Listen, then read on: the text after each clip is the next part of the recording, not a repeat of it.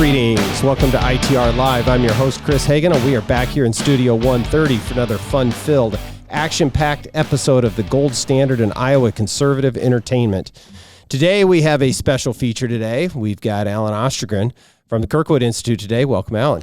Thanks, Chris. It's always great to be back here with you recording a podcast. Good. Well, and I would remind listeners that it was a conversation that you and I had almost 2 years ago now that actually sort of got us jump-started on recording this podcast at all. So I'm assuming you remember that conversation. I do. I hope I someday get like a founder's pin or something like that from this podcast. But yeah, we sat down and had coffee at Scenic Route where all the big decisions are made in Iowa policy. Or at least all the people that think they make big decisions in Iowa politics congregate. Right. And if you don't know, it's the coffee shop in the East Village, just at the foot of the Capitol Hill. Yeah. And you'll see a lot of people there who have various roles, big or small, in the policy and legal world in Iowa, sitting there having coffee and pastries and whatnot. And yeah, we talked about it. And I think I was pitching you on a podcast and you were pitching me on a podcast. And from this, greatness was created. I think as envisioned, it probably had a little bit better production quality and content than the one that we're currently putting out. But you don't sell yourself short. I mean, you have a laptop, you have a Soundcaster board, you have cameras, microphones. This is legit stuff. We've got a lot of equipment that ought to be able to produce a high quality show here. Yeah. So anyway, well, good. Thanks for coming in.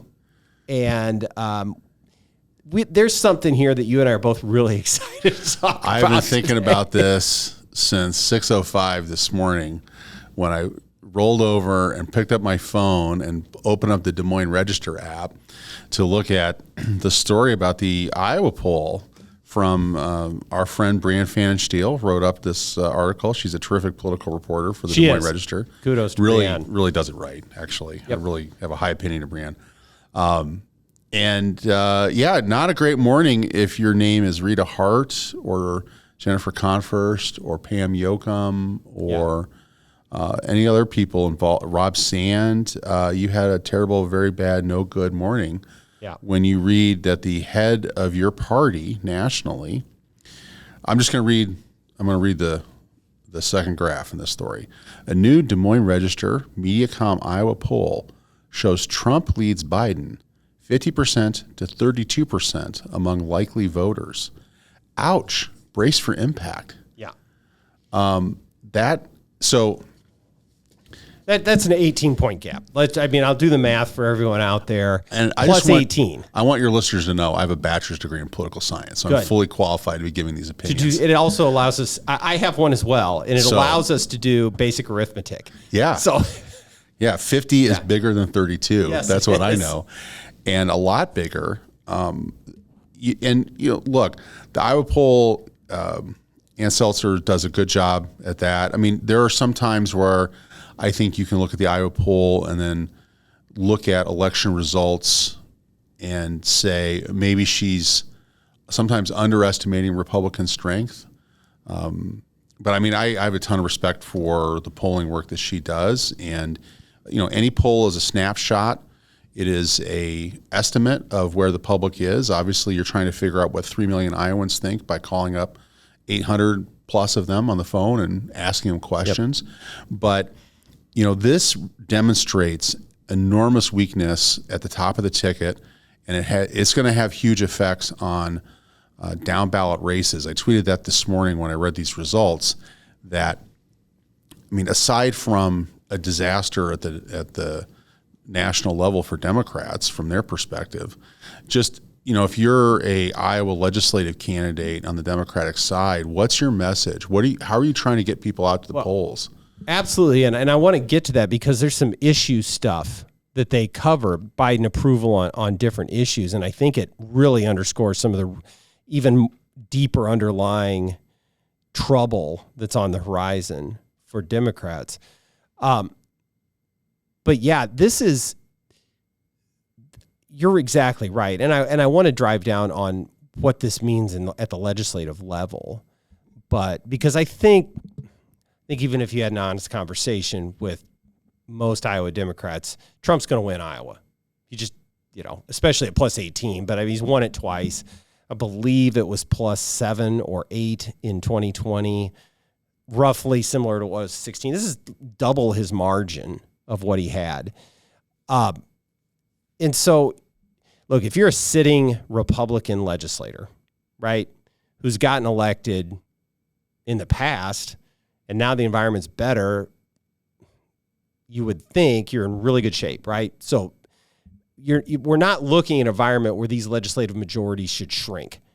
And there are very few incumbent Republican legislators that, frankly, are even going to have a race with these kinds of numbers, with this kind of political environment, right? The map was already not particularly competitive for Democrats. I mean, there's no path realistically that, say Jennifer Converse, the House Minority Leader, could look at and say, okay, we're going to pick up seats. We're going to go from 46 to 51 Democrats in the House or something like that. Or I'm sorry, 36. Yeah. There's just no path to pick up a net of 15 seats anyway.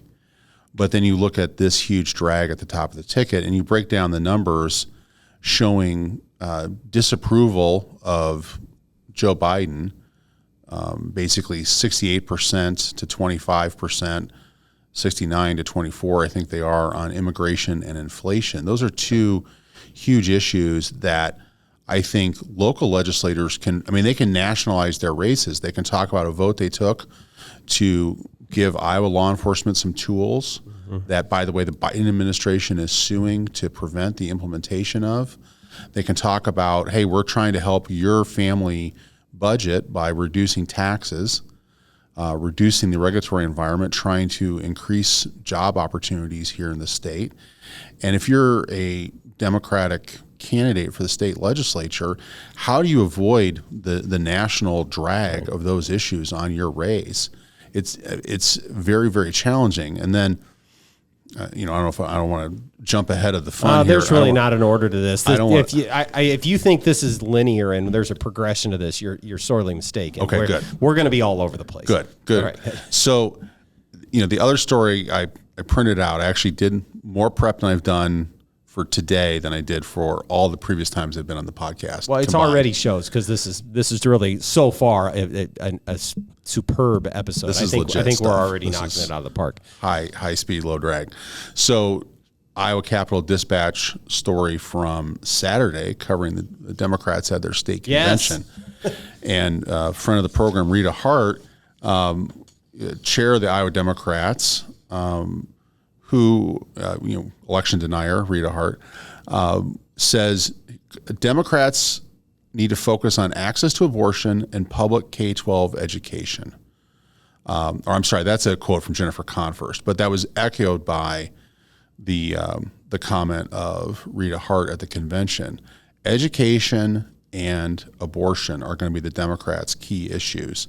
And so you see that in the legislative races as well. And go back to the Register poll, okay? Mm-hmm. Abortion, 52% of Iowans in this poll say they disapprove of Joe Biden on the issue of abortion. Well, is Joe Biden calling for a national compromise, some sort of, national legislation that restricts abortion, say, to 12 weeks or something like that? Or is he saying, no restrictions anywhere? His administration is suing states, trying to use, laws about emergency room access to override state abortion laws. They're pushing widespread access to abortion medication. If there's dissatisfaction among Iowans for Joe Biden on this issue, it's because of his persistent lack of respect for the sanctity of life, okay? How do you turn that around into we're going to run on abortion access in Iowa as Democrats? Yeah. Abortion, I think, is a very tricky issue to poll on because you can phrase questions in a way that really drive poll responders on how they're going to.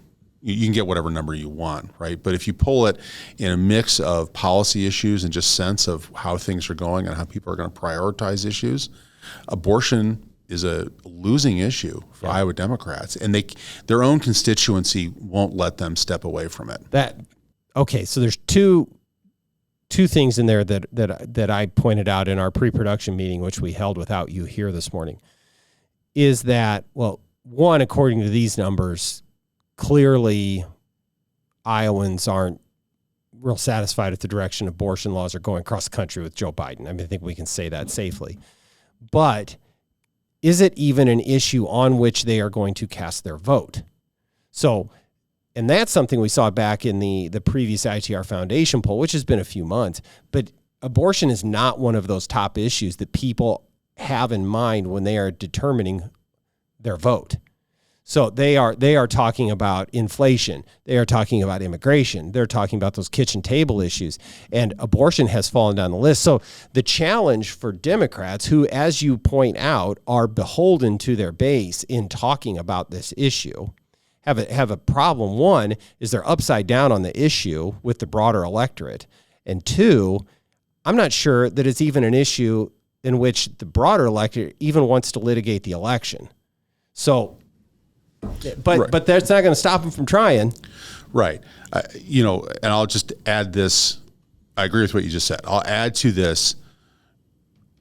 We're talking about independent voters in making that observation, right? As the core of the Democratic Party, do they think that the most important issues of our time are abortion on demand and, of course, kindergarten teachers should change your kid's gender and lie to parents about it? Yeah.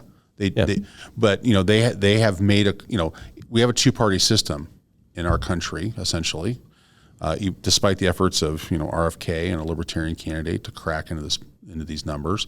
We have a two-party system. So inherent in that is each party, before the election forms the coalition that in a parliamentary system you form afterwards to govern. And so, the Democrats have in their coalition voters who are rabid about the issue of abortion and who are rabid about, transgender issues and gender identity issues and policing people's pronouns and all those things. Those voters who are motivated by those issues are not independents.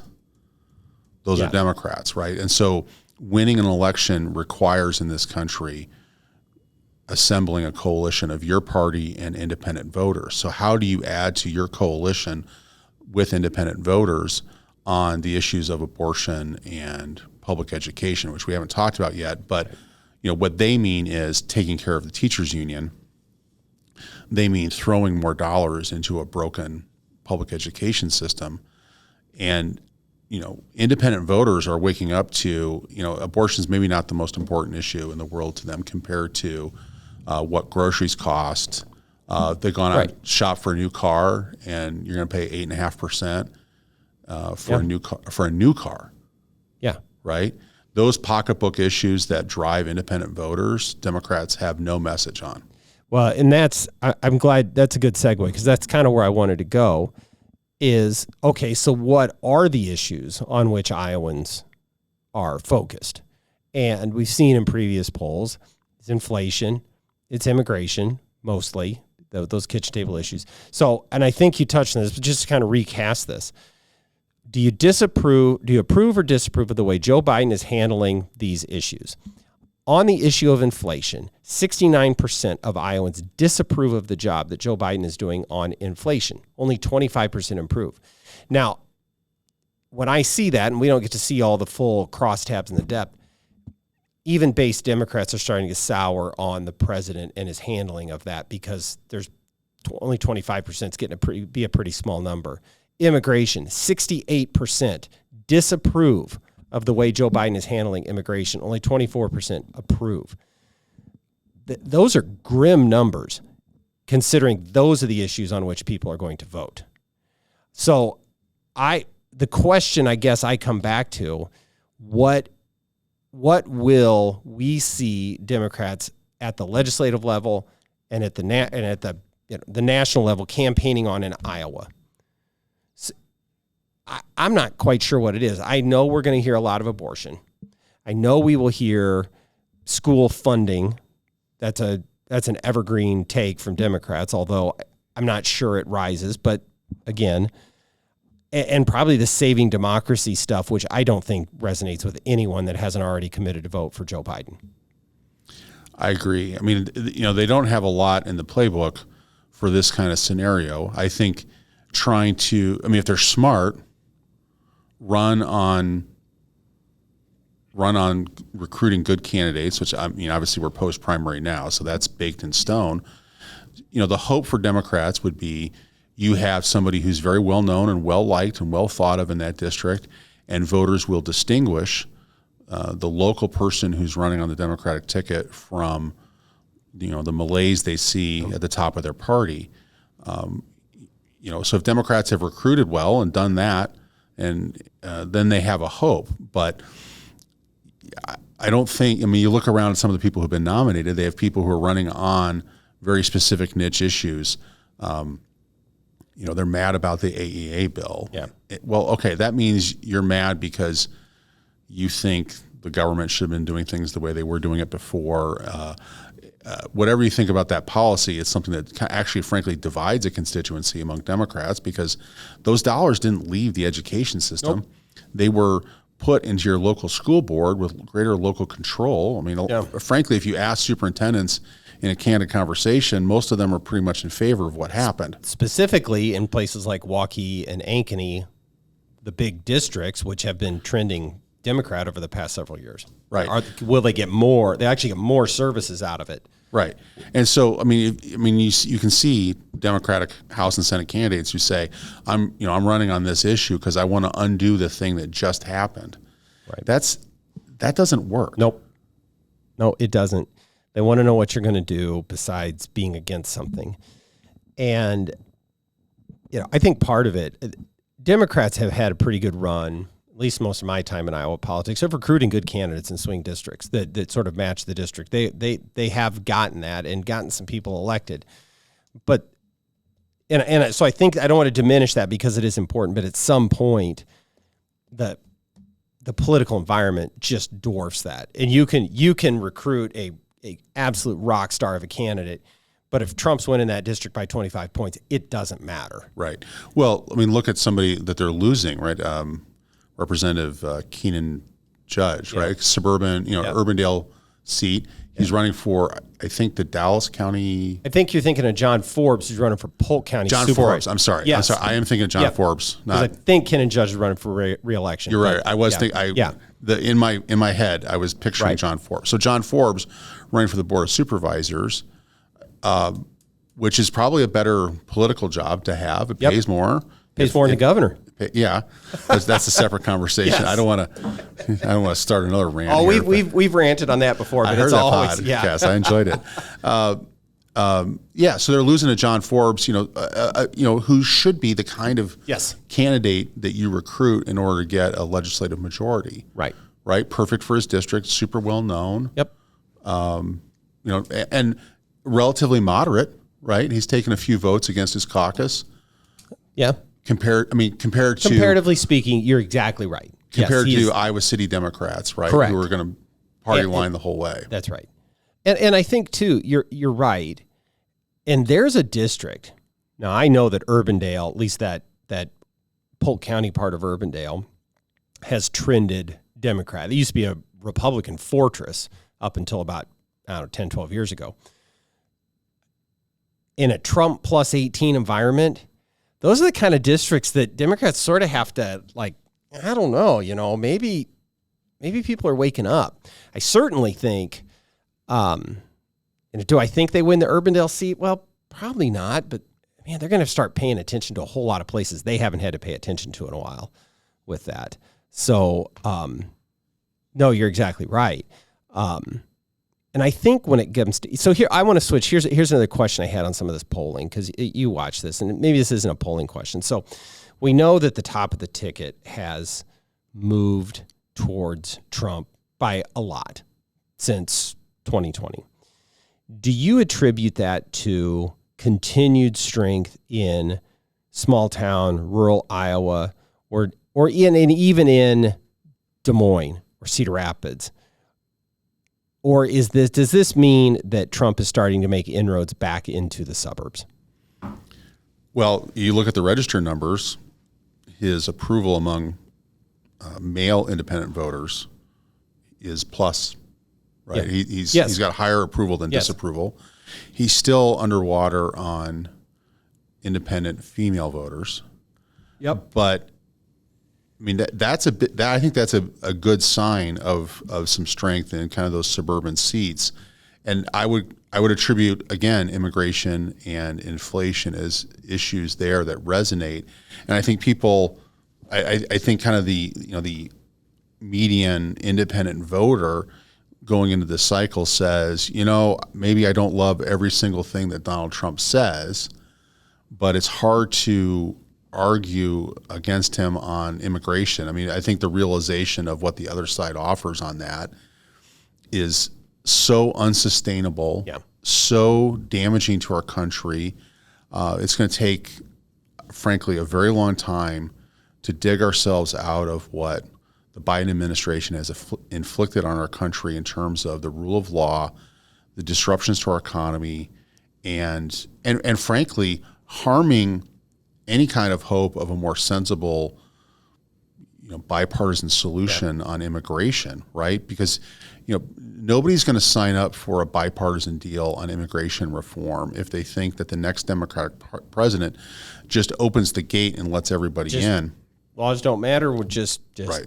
Ignore it. Stand down. Yep. Right. And, look, I mean, if we could dictate who comes into the country, I think you can get a bipartisan agreement on. I agree. That, you've got some sort of advanced scientific degree from another country, come on in. Yeah.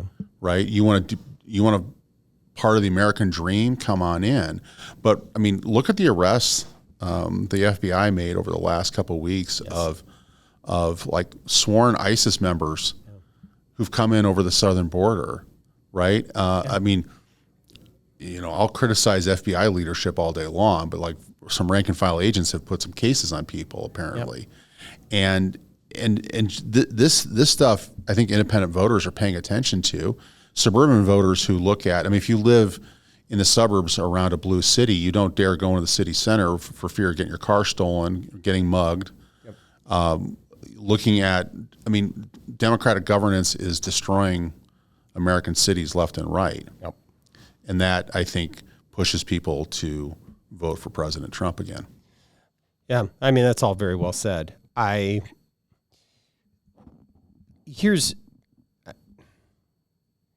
These issues like, look, inflation impacts everyone. Everyone that makes consumer purchases, which is everyone, can see that and feel that. But it seems like the issue of immigration is really becoming not quite like that, but closer to it, where people are actually feeling it in their day-to-day life, that it's not something far away only at the border. I'm not saying that everyone is coming face-to-face with that, but it is something that is talked about and is top of mind. And I look, the Biden campaign can try and come up with a message on it. It seems like all they're doing is playing to their base on it. But by and large, the American people are with Donald Trump on immigration, and he's going to own that issue by a long shot. He is. I mean, and you can tell this because, I mean, it's interesting. It actually is mentioned in this Register story. They quote one Democratic voter who actually, she's critical of Biden on immigration because, he's restored some of the Trump rules. Well, yeah, I mean, the Biden people, I'm sure they're looking at these polling numbers and realize that, they have to dial it down, at least superficially, before the election.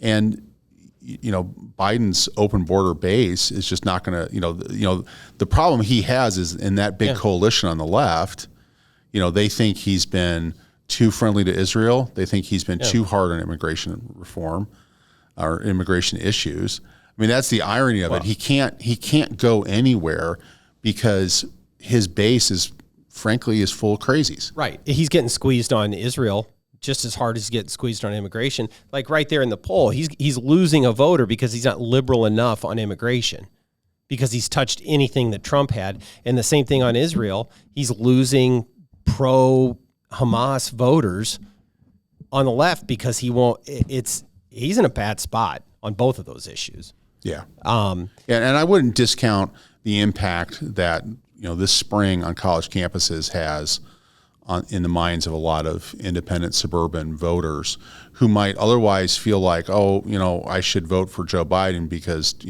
Trump is mean, and lots of people who I don't like and I think I'm better than vote for Donald Trump. And then they look at, literal pro-terrorism riots on college campuses at our elite universities and may not be willing to even admit it to a pollster, but are going to be repulsed by what they see. Absolutely. And I'm going to circle all the way back to try and answer my own question, which is, I guess, to try and frame this up. Does this mean that Trump's going to start doing well in the suburbs? And I guess the short version is I'm not quite sure yet. But the answer to that question is important at the legislative level. You've got 2 House seats in Ankeny that are on the ballot. You've got multiple Senate races in the Des Moines metro area that are on the ballot that could, and so if Trump is starting to do better in the suburbs, there's a lot of places that Republicans can pick up seats. It makes it much easier to hold Brad Zahn's Senate seat in Urbandale and Johnston. People like Eddie Andrews come back to the legislature. And there's a lot at stake here, even in central Iowa. But, I told you before we got started, and I don't even think this is really a hot take, is that I believe in the next General Assembly, there will be more Senate Republicans elected than there are House Democrats. Right now there's 34 Senate Republicans and 36 House Democrats who are in the minority. I think that flips. This looks to me like Senate Republicans could be at 36, 37, somewhere in there with these kind of numbers. Long way to go. And I think House Republicans will be growing their majority 2, 3, 4 seats. It's really remarkable stuff. Yeah, I share that view. I think, I'm going to give the usual caveat. We got to run through the tape. Yep. Don't take anything for granted. Work hard, raise money, knock on doors. Yeah. Do all those things. But, this is an opportunity. If we think the 90th General Assembly, I remember doing this podcast just before the election in 22, and we talked about how good the environment looked. And frankly, there were some polling numbers nationally that I think we thought that cycle was going to be, rosier across the board. Yep. It turned out to be pretty good in Iowa. And I remember saying to you then that, the 90th General Assembly could be the most important for conservative governance achievements in the history of our state. And I feel like that prediction pretty much bore out with getting education reform and another round of historic tax reform done, among a lot of other important issues in this last General Assembly. Well, the 91st could do all of those things because we could have broader majorities for Governor Reynolds, and then of course the next gubernatorial election will be coming right around the corner. Whether she chooses to run again or not, will be a hotly discussed topic, and I have no insight on that, and she doesn't need to decide anytime soon. But she's somebody who's not going to just take the last 2 years off, right? Oh. Right? I had a chance to visit with the governor this last week. She is ready to go. She's got a lot. She's got big plans. So whether she runs again or not, who knows? But she's ready to keep trying to get things done. Well, right. In either scenario, I see Governor Reynolds looking at those legislative majorities and saying, what are we going to do next? Yeah. No, that's exactly right. So it's exciting. And I guess similar to all of this, because what lays over the top of all of this national horse race stuff is, and I think is actually driving some of Trump's numbers, is the legal attacks on him. And we talked about this a little bit before we got started, is, we've had the New York case where he was found guilty, and there's still the Georgia case dangling out there. Start with the New York case, and I think if you follow conservative media or social media, it's it was a travesty. It's lawfare. It's Is that your take as a prosecutor? I want your prosecutor's take on what's going on with Trump in these criminal cases. So just take it from the top. Forget that I asked specific questions. Just go. Well, let's start with the New York case. I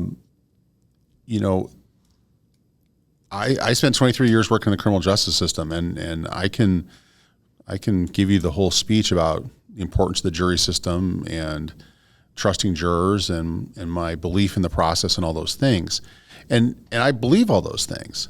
But it comes with a certain baseline assumption that the people who work in the criminal justice system are people of good character and integrity. And in ordinary cases, in ordinary situations, just sort of the regular flow of cases through the criminal justice system, prosecutors don't have time. They don't have the resources to do anything other than just basic delivery of criminal justice, right? There's enough guilty people out there. You don't need to push it. Yeah. You don't need to stretch it. Enough thieves and murderers. Right. It's like, and you also come with this sense of, I have a case on somebody who's, and I've prosecuted people over the years who were repeat flyers or, we knew had committed other offenses. And, I wanted to, this guy, he committed a murder, but we can't prove it. But we got this other case on him. I'm going to prosecute that case hard, whatever. But, those are cases where you have them dead to rights and a clear legal theory with clear facts, and you move forward and you can be aggressive. And that's how that system works, right? But what the system, I don't think is well served by is a situation where somebody runs for office as district attorney, saying expressly and implying a lot that I'm going to get Donald Trump if I'm elected.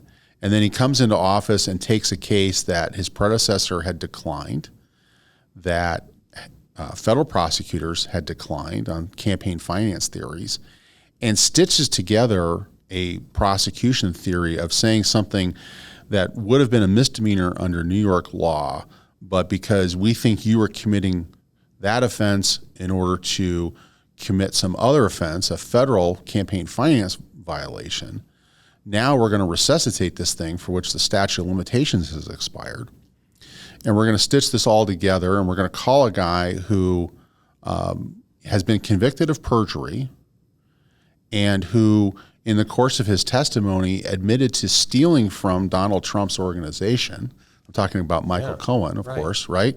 And we stitch this all together, and then one evidentiary ruling by the judge after another, which prevents the defendant from presenting his full, robust defense, including calling a witness who could explain how the federal campaign finance part of all this, that the whole thing turns on because of that statute of limitations issue, and turns on because this is what makes it a felony instead of a misdemeanor, is completely bogus, right? This idea that these expenditures were campaign expenses and should have been booked that way and treated that way versus a personal liability as a question of federal campaign finance law, that's nonsense. Right.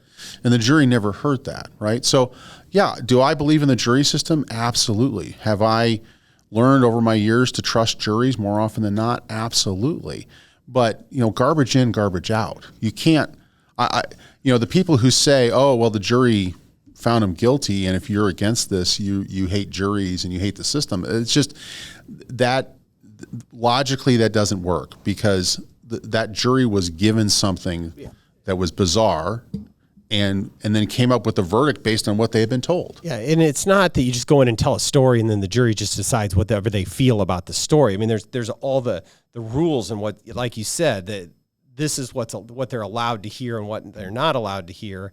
Here's the instructions that they have to answer, and you can create a funnel and a limitation that drives them to certain decisions if you really want to really turn the screws, I guess, like they did in this one, right? So, right. Yeah. So, I mean, I'm not going to criticize any of the people on the jury who returned the guilty verdict because they were put in a situation where everything they've been told what the law was and that they have to obey what the judge says what the law is. And given the facts that they were given, I mean, whatever they ended up saying their verdict was almost doesn't matter because that whole process was broken from the start. And I think it reflects very poorly on the New York legal system that they would do that. What I've said many times, and I'm going to say again, is if you think Donald Trump is that bad, then all the regular rules should work just fine to put him in jail, put him in prison, convict him of whatever crime you think he should be convicted of. You shouldn't have to change any of the rules. You shouldn't have to twist anything. You should be able to just say, oh, he's this horrible, horrible person, unprecedented in American politics, and we'll just apply the regular rules to him and the system will take care of it. Well, nobody filing these cases on Donald Trump is willing to do that, right? Yeah. Which I think speaks a lot about the motivations of the people involved. The Georgia case is a great example of something where, you're taking the ordinary rough and tumble of politics and, turning a phone conversation where, President Trump is let's grant that maybe he should not have asked them, can we find more votes? I need to find more votes. What politician has not looked at returns coming in and said, where are we going to find more votes? Yeah. Right. And you're going to turn that into some sort of racketeering case and sweep up all these people. I think reflects poorly on the Georgia legal system.